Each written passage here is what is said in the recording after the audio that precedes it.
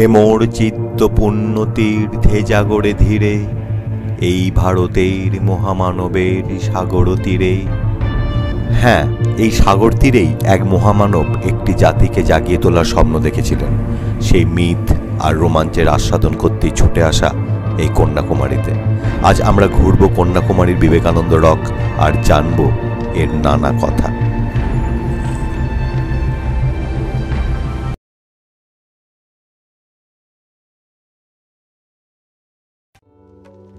স্বামীজি এই পথে এসেছিলেন কিনা জানি না, তবে আমরা যাত্রা করলাম ত্রিমান্দম থেকে সোজা কন্যাকুমারীর উদ্দেশ্যে। ত্রিমান্দম থেকে দুপুরে বেরিয়ে কন্যাকুমারী পৌঁছতে প্রায় সন্ধে হয়ে গেল।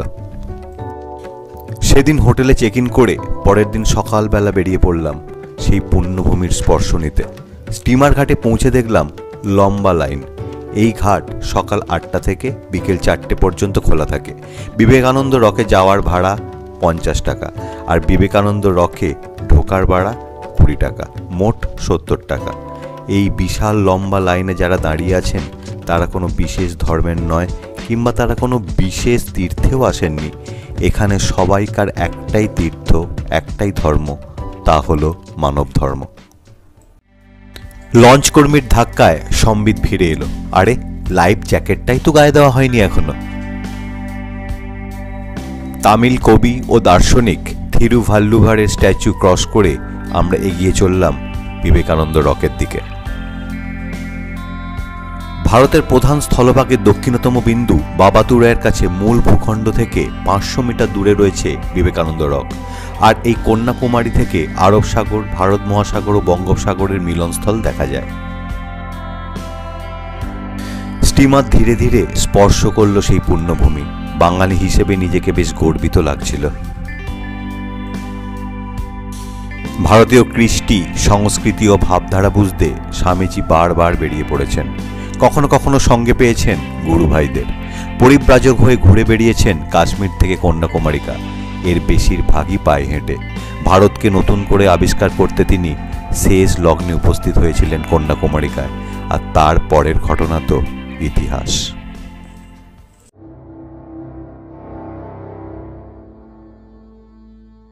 লঞ্চ থেকে নেমে জুতো খুলে এগিয়ে চললাম সভা মণ্ডপমের দিকে। অনুভব করলাম ক্ষুদ্র অস্তিত্বের মধ্যে এক বিশালত্বের অনুভূতিকে। সেটা ছিল 1890 জুলাই মাস। গুরুভাই স্বামী অখণ্ডানন্দকে নিয়ে বেরিয়ে পড়লেন স্বামীজি।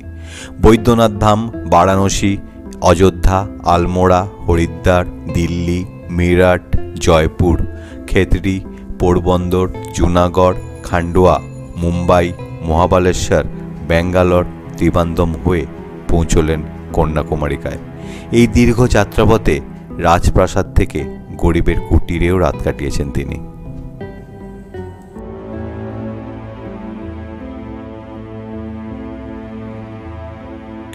ধীরে ধীরে এগিয়ে চললাম সেই পদমণ্ডপমের দিকে। মাথার ওপর পতপত করে উঠছিল ওং চিহ্নযুক্ত গেরুয়া পতাকা।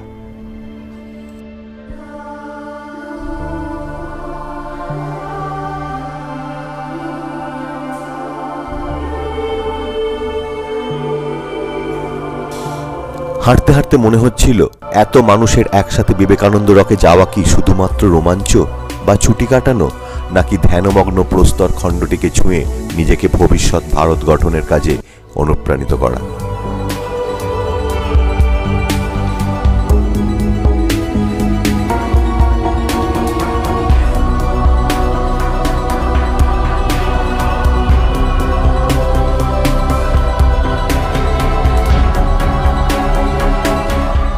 এই শ্রী পদমণ্ডপম হল চোল স্থাপত্য রীতির একতলা মন্দির। এখানে গর্ভগৃহে রয়েছে দেবী পার্বতীর পায়ের ছাপ। কথিত আছে এখানে শিবকে পাওয়ার জন্য এক পায়ে তপস্যা করেছিলেন দেবী পার্বতী।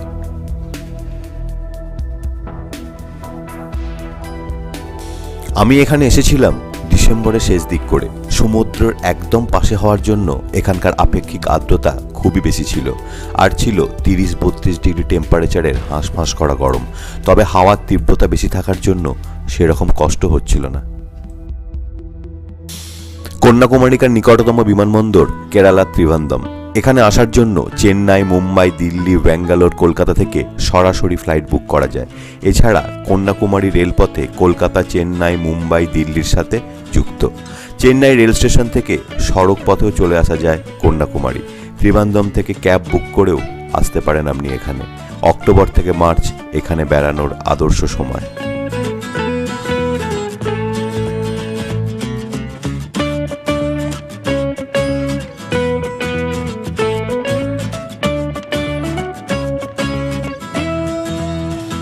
এই বিবেকানন্দ রক থেকেই দেখা পেয়ে যাবেন তামিল কবি থিরুভাল্লুভারের স্মৃতিসৌধের। মূল স্থলভূমি থেকে দেখলে বোঝা যাবে এই স্মৃতিসৌধ তার উচ্চতা আর আকার দিয়ে বিবেকানন্দ স্মৃতিসৌধকে আড়াল করে রেখেছে। ইনি তামিল কবি, দার্শনিকদের অন্যতম, এবং এনার রচিত থিরুকুরল তামিলদের কাছে ধর্মগ্রন্থের সমতুল্য।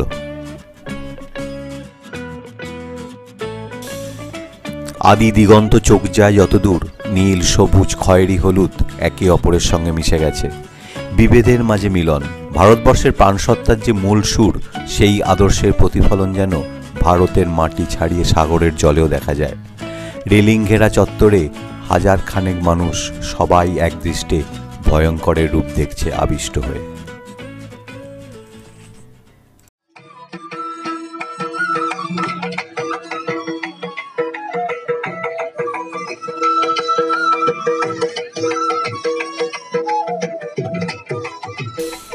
আজ থেকে 128 বছর আগে 1892 সালের 25শে ডিসেম্বর থেকে 27শে ডিসেম্বর টানা 3 দিন কন্যাকুমারীর সমুদ্রে ঘেরা শিলাখণ্ডে বসে ধ্যানমগ্ন হয়েছিলেন শ্রীরামকৃষ্ণের উপযুক্ত শিষ্য স্বামী বিবেকানন্দ। আজ সেই টিলার ওপরেই আমি দাঁড়িয়ে রয়েছি। নিজেকে শিহরিত করার জন্য এটাই কি যথেষ্ট নয়?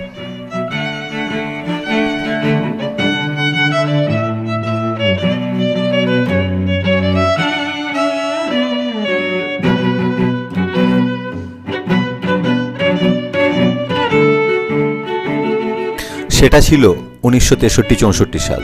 দেশ জুড়ে পালিত হচ্ছে স্বামীজির জন্ম শতবার্ষিকী। একনাথ রানাডের উদ্যোগে কন্যাকুমারীতে বিবেকানন্দের স্মারক সৌধ তৈরিতে উদ্যোগী হয়। 1970 সালের 2 সেপ্টেম্বর তৎকালীন প্রধানমন্ত্রী ভিপি গিরি এর উদ্বোধন করেন।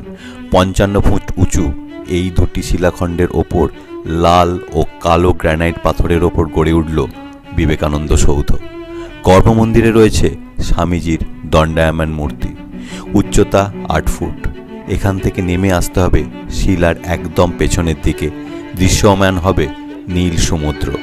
এই চাতালের যেখানে স্বামীজি ধ্যানে নিমগ্ন হয়েছিলেন সেখানেই নির্মিত হয়েছে ধ্যানকক্ষ।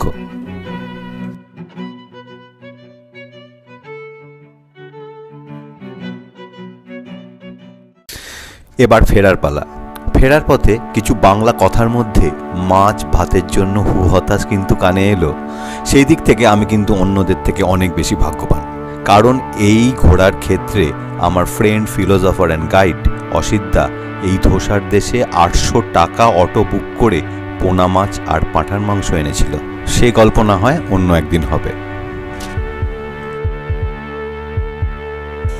ক্রমশ ছোট হয়ে আসছিল বিবেকানন্দ রক, আর আমরাও স্টিমারে চেপে অগ্রসর হচ্ছিলাম মূল ভূখণ্ডের দিকে।